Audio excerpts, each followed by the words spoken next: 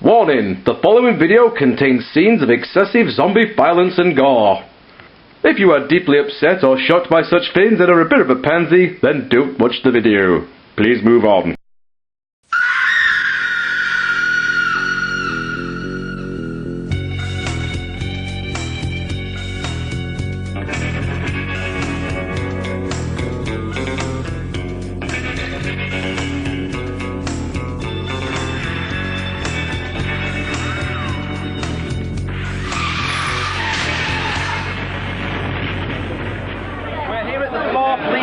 Festival once again in sunny Headingley, and it's Easter Sunday, which is quite fitting considering that Jesus Christ was the first zombie. We're here to check out another 6 back-to-back zombie movies, all in aid of the WSPA, the World Society for Protection of Animals. So, what more can you say? Let's get in there and chomp on some brains. Thank you so much. This is the 4th in the trilogy. It's fantastic. Is anybody here that came to the first one? Right, everybody else leave. Can we just say that we're stunned every year that you all come, because usually we always assume we're just me and Dom sat in the middle holding hands watching films on our own. So, and who knows when that'll leave. Well, thank you so much for coming to the 4th Leeds Zombie Film Festival. First up, we've got the now seemingly compulsory Italian/Spanish zombie horror movie with a winning combination of excessive gore and unintentionally hilarious dialogue. It's City of the Living Dead, also known as the Gates of Hell. I mean, I love Italy, right? It's my favourite country. They do loads of zombie films. They're awful. For those of you who came last year, you'll remember Burial Ground! I would happily show that film every single year. I love it. I don't want Michael, I want to be Michael. 2 words about Burial Ground, Dom's fault. After a priest hangs himself in the middle of a cemetery, Mary, a young woman with psychic powers, sees a vision of this happening and apparently dies from fright. She later reawakens, but by this time she's already been buried in her coffin. Luckily, New York journalist Peter hears her screams and rescues her by plunging a pickaxe into the coffin exactly where her head is. Amazingly, despite coming within inches of having her face chopped off, Mary is incredibly grateful. Now it turns out that by the priest killing himself, the gates of hell have been opened, and the living dead now walk the earth. Mary and Peter have until All Saints' Day to close the gates again and save humanity. This is the only film you'll see where zombies can Dominic. where zombies have teleportation and levitation abilities. Not common. Yeah, good times. Funnily enough, my favourite scene in this movie doesn't even involve zombies. When this old guy catches his daughter in the garage with this other bloke, he goes absolutely ballistic and starts beating the crap out of him. This might seem like an overreaction, but bear in mind that the same weirdo was about to get on with a blow-up doll earlier on in the film. During the scrap, the weird guy knocks the switch that turns on a power drill. Guess what's going to happen next? The father starts choking him and holds his head down as it slowly gets closer and closer to the drill. This sequence is so long and drawn out that it's absolutely comical. The guy doesn't even put up a fight against the old man. He just looks at the drill in terror as if he's thinking, oh no, I'm going to get drilled to death, what do I do? You put up a fight and try to get out of the way, you dumb shit? Otherwise, this will happen.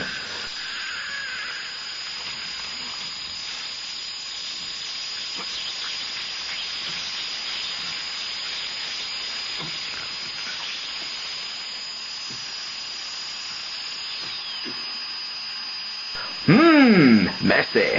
Okay, so we've just started off with City of the Living Dead. I think that's going to be an education in how not to make a zombie movie.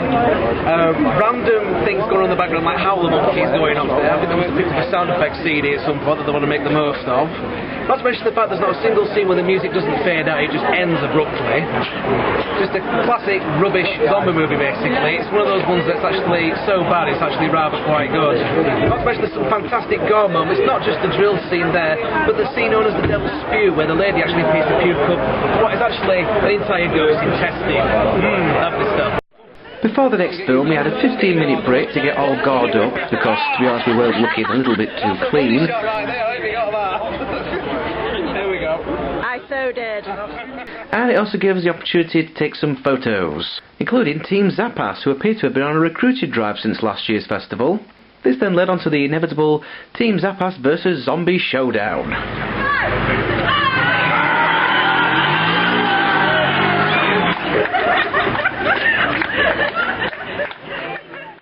Next up, Siege of the Dead.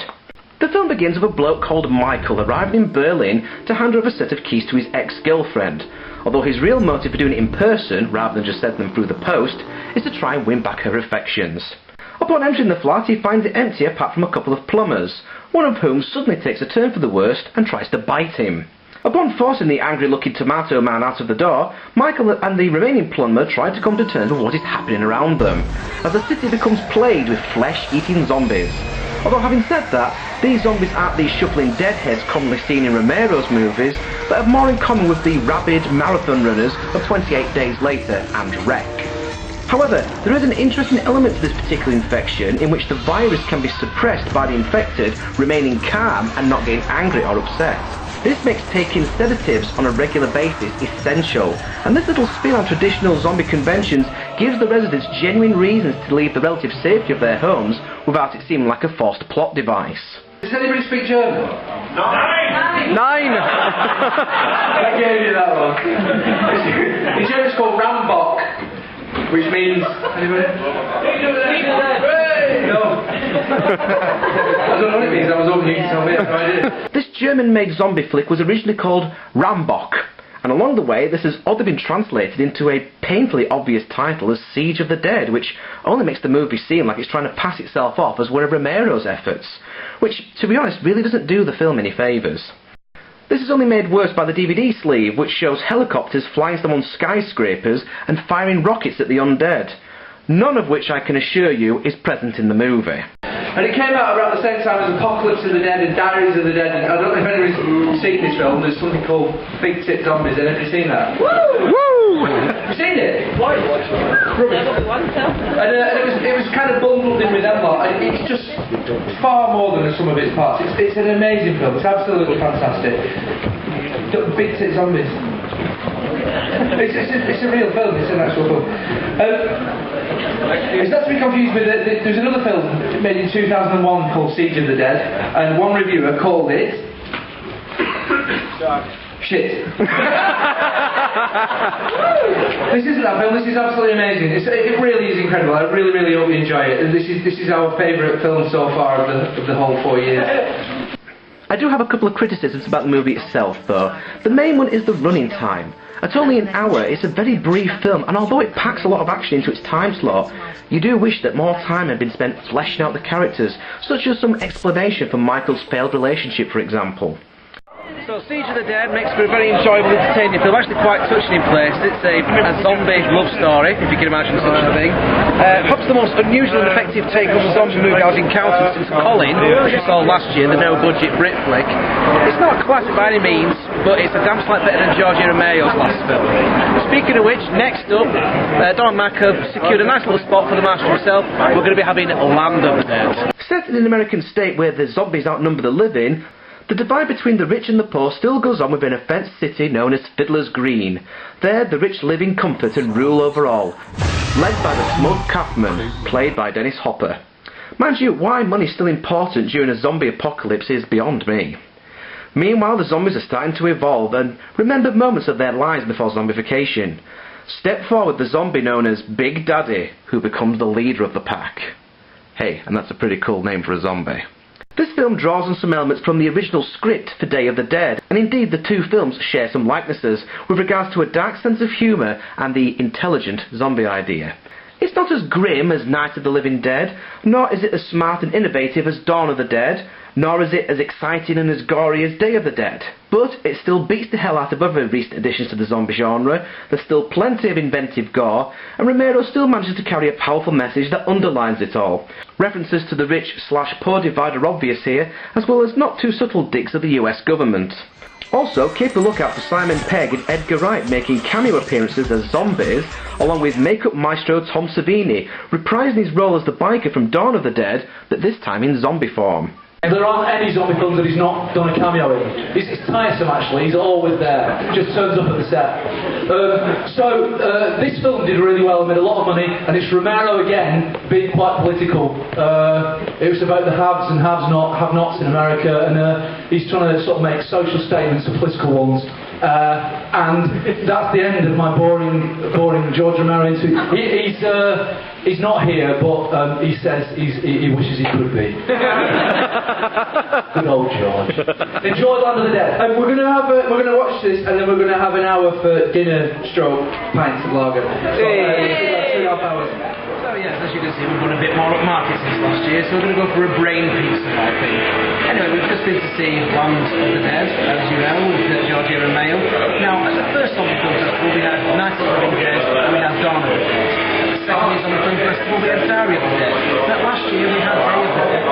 Now, we've had Land of the Dead this year, which means that next year, if we are doing one, we're going to have no choice but to have Survival of the Dead, which none of us want, really. So, unless, of course, George Romero gets his finger out of his ass and makes another film in the next 12 hours. Bottle of Corona. Come back in part 2 for a bit of this.